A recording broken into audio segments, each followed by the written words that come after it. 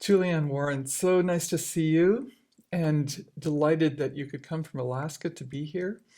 You've been doing some remarkable work with Mhm. regard to birds and extinction and sound Mm, and music. Give us a sense of how this developed. What was the mm, origin of this mm. work? That is a great question. Origins is actually part of the work. Where does hope come from? It started actually with dwelling on the nature of hope because it has been maligned a little bit in recent days. Some folks kind of are worried that hope keeps us from actually doing work. But I really think that hope is vital to our humaneness and is orients our work. And I kind of think about it as, really grounded in something we have confidence in and reaching for something that we really desire and the the worthiness of what we have confidence in and what we desire are not all equal. So not all hopes are equal, and some hopes may indeed be dangerous, like the hope of amassing great wealth and power and confidence in our own human technology. That kind of hope is dangerous, but hope that is grounded in the regenerativity of the cosmos and the earth, the ecosphere, and that is desirous of the health and ongoing emergence of new things, that seems worthy hope that orients me and helps me to feel like I can get up and actually do many things and do the work and do it with energy and joy, even in face of even big sad, dire situations. So I was actually going to um, do a piece that was about hope, and I was looking through Cornell Lab of Ornithology has a sound library, and I was searching for some actually living bird songs. I'm a ecologist by training, so I have that science background, and that was sort of orienting me to this database. I was going through it, and I encountered by accident, seemingly, the recording of an ivory-billed woodpecker, which has most likely extinct from human causes in this century here in the US, down in Louisiana, the range down in the southern US. But that voice speaking, you know, all of a sudden I just caught my breath. This voice that I was never going to hear out anywhere other than in this machine. And then I started to wonder, well, how many other voices might there be um, in this archive? So the IUCN Red List, there's a list that has been gathered by scientists that for many species rates them in terms of how endangered or not endangered they are. So I took that list and cross listed it with Cornell's holdings of birds to see what they had that were extinct and recorded. And there were only five. And there may be other recordings of lost birds in other data places, but that's what Cornell had. And unfortunately, the way we're going, there will be more because there will be more extinctions. So those five, though, I really listened to them, and I felt like while they caught my breath, I also just feel like grasping extinction. Mhm. Like in my head, I get it, but like, how do you feel that big kind of almost abstract loss of beings that probably, I'd never met actually any of these. And of the five, there was one that stood out as really unique from all the others because it was of a bird from Aotearoa, New Zealand called huia. It's a bird with um, interesting, the males and females were different. Um, with the bill, the male's bill was shorter, and the females is long and arching, and they were ivory, and they were glossy black birds with a bit bigger than like woodpeckers that we have in the US, with 12 long tail feathers that were black with a white band on the tips. And my understanding is that Maori people had a relationship with these birds that goes back hundreds of years or 1,000 years, um, to lure the birds by calling them with the songs. Hmm. So they would learn their songs and then call them, and then use some trap to catch them and use the tail feathers for ceremonial purposes. So this one recording was of a Maori man who had known the birds in his youth and is um, remembering them at the request of a pakeha, and that's a Maori word for a European settler. So this pakeha man in New Zealand, is a historian, invites the Maori man to a studio in Wellington, New Zealand, to take a recording of the Maori man. His name is Inari Hamana, whistling these bird songs from memory in order to collect them, because he wanted to have some remembrance of them. And so at first it was the bird that I was interested in, and then I thought, well, these two people, what is this? Because I mean, there's a lot in that story, right? A colonist and a indigenous person and a bird, and you have these layers of embeddedness. Hmm. I started to try and learn about the people on the recording, and there was quite a bit of information about Robert Batley, who is the Pakeha man who did the recording, and he has like lots of archival stuff, and so I could find out about him. But the Maori man, there was nothing written down. I mean, I knew his name from the recording, but that was all. So to make a lot of more details in the story condensed, thanks to Massey University and some wonderful colleagues there, they allowed me to go visit Aotearoa, New Zealand, and thanks to some other friends and family members, eventually I was able to meet both the family members of both men on this recording of the Huia. And very generously, Robert Batley's family had me over for dinner, and I met them. And very generously, Inari Hamana's family, this also known as the Salmon family, had me in various venues meet different members of their family. Part of them are Pakeha and part are Maori. And one of Inari Hamana's great grandnephews, his name is Toby, he generously met me at the grave of Inari Hamana, the man on the recording. And it was just something you could never expect or plan. And it was just such a gift. Mm. And so we're standing on this hillside, and Toby does a ceremony, prayers before we go in order to set things right so that we could be at the grave and then go on a tramp into the mountain near Mount Orangi, where Inari Hamana would have been imitating the bird. Mm. That would be in about 1909. He accompanied some museum people on a hike. They were one of the last museum ventures to go out and still look and try and find this bird that you weren't sure if there were any left at that point.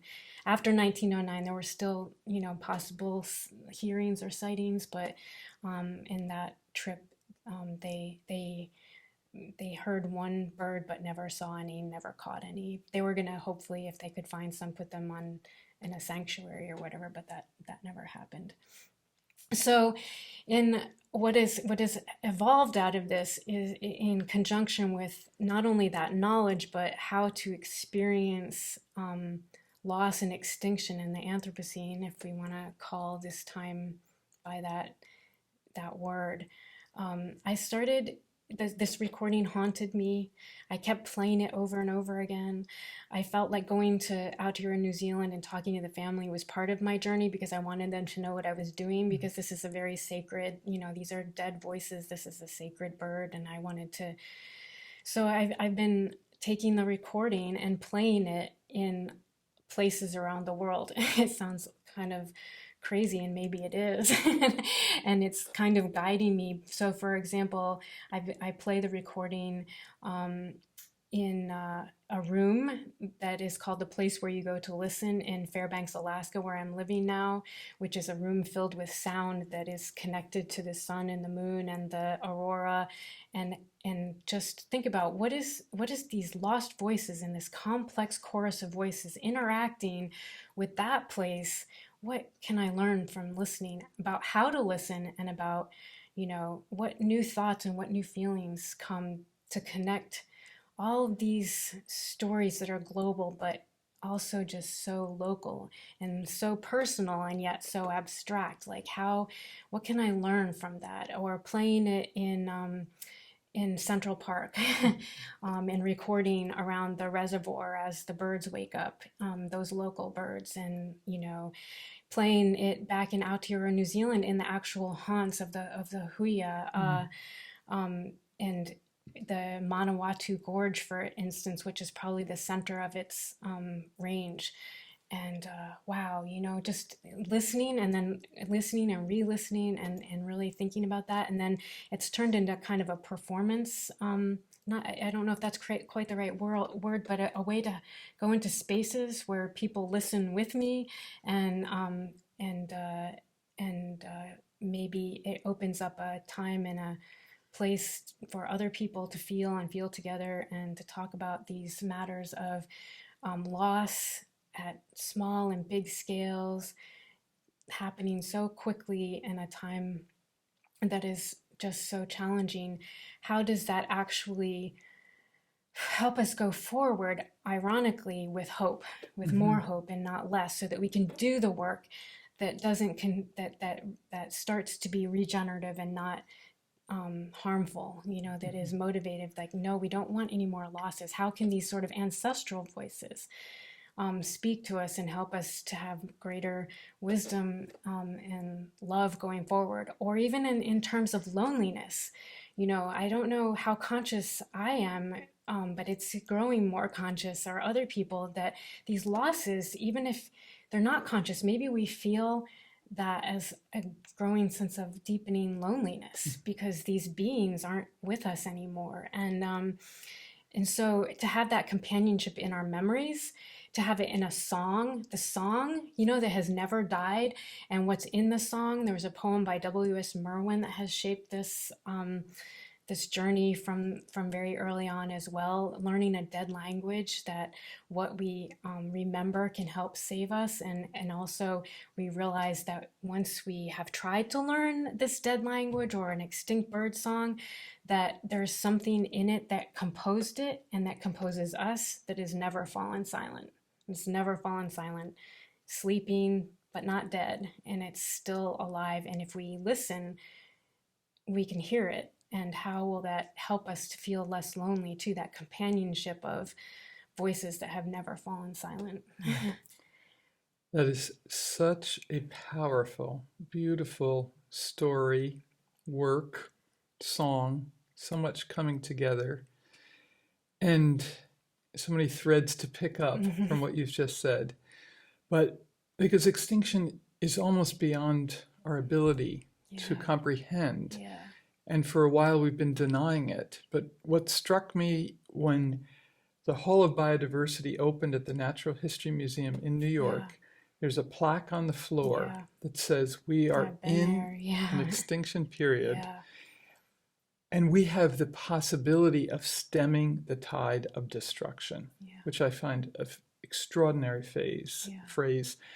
And so part of what I'm hearing is it's way more, but so stemming the tide of destruction may be ecological restoration and so on, but you're doing something even more profound of keeping the memory alive. There's something about sound, right? It's still alive. The voices, right? And then you can sing it. Yeah. It's in your body. It makes you move, So I've been in that hall of biodiversity, which is amazing. It's overwhelming, and it makes me feel so. It's like so many feelings, and also just you could spend more than your lifetime just learning about each of those creatures, those amazing beings, and it just is so colorful and so so inspiring. But then, yeah, what when you walk out of that and then you face a time of like mass extinction, as our finest scientists are telling us is happening, um, what do you do with that? How do Hmm. you leave that room and help stem the tide if you don't embody it and Hmm. feel it, and also, understand intellectually, but also like all of us, the whole parts of us engaged with that. Otherwise, how to have the energy and the motivation to do the work that seems so daunting, Yes. and also so potentially like depressing, right? Yeah. Like, um, yeah. Yeah. And just to elaborate on that a little bit more, when we talked before doing a religion and ecology symposium at the Natural History Museum in 98, Yeah. Mike Novacek, the provost, Mm, who's still provost there, said as they were building this hall, they were looking for an ornithologist. mm, And they had 6 finalists who were PhD students of birds. mm. And of the 6, 4 had their birds go extinct while they were Yes, studying I them. have read that. And it was such a wake up call for the museum. Yeah. Are we going to be watching from the edge of extinction, as a book title suggests? What is the role of science? As you've said too, you Yeah. have a science background. What's the role of science to be an advocate for Mm, life and mm, its future? mm. That is a great question. I like to think about all sorts of different ways of knowing, helping to make us more skillful as in expressing love. Mm-hmm. So, I think, hope helps orient me, but why care? I don't know. Like, in the more intimate you are with a being, a person, or another kind of being, the more skillfully you can love them, Yeah. and the more you're probably going to be awakened to love too, because the more like that intimacy, you feel connected, and you realize, again, not being alone, and you want to take care of one another, and you want to look out for the well-being of the other, and that's love. And like, to do that skillfully requires knowledge, Yeah. and science is one of the many ways of knowing, and it's a very powerful and important way of knowing, that helps us to test our own perceptions. It helps to open up black, you know, our perceptions to things we hadn't seen or heard or felt or in any way other experienced. It helps us to have more acute perceptions. And all of that, I think, can be woven together with the awakening of feelings, both of loss and of celebration, in ways that help us express love skillfully. Mm-hmm. So I think science is really helpful for Yeah. that. Well, what's been filtered through you, your experience, and this weave of ecology, of ethics, of your Aldo Leopold work, and so on, and now with this extraordinary story of a Mm-hmm. bird Mm-hmm. and a song and 2 people coming together, something is living Mm-hmm. in your work. Yeah. And I think we are all so grateful, and maybe we'll just conclude with this, how you began, because Yeah. everyone is looking for stories that give us hope. Yeah. And that's what your story Yeah, does. yeah, don't give up on hope, and learn to listen. And I think, it's true. There's something alive in just being like, helping all of us to be the conveyance to just keep on, allowing what's alive to come in and out through us. And Yeah, so I hope that's what's gonna be happening. beautiful. Yeah, thank you. I love that. Thank you. I Yeah, love let's you. keep that alive, Yeah, yeah, that hope. yeah.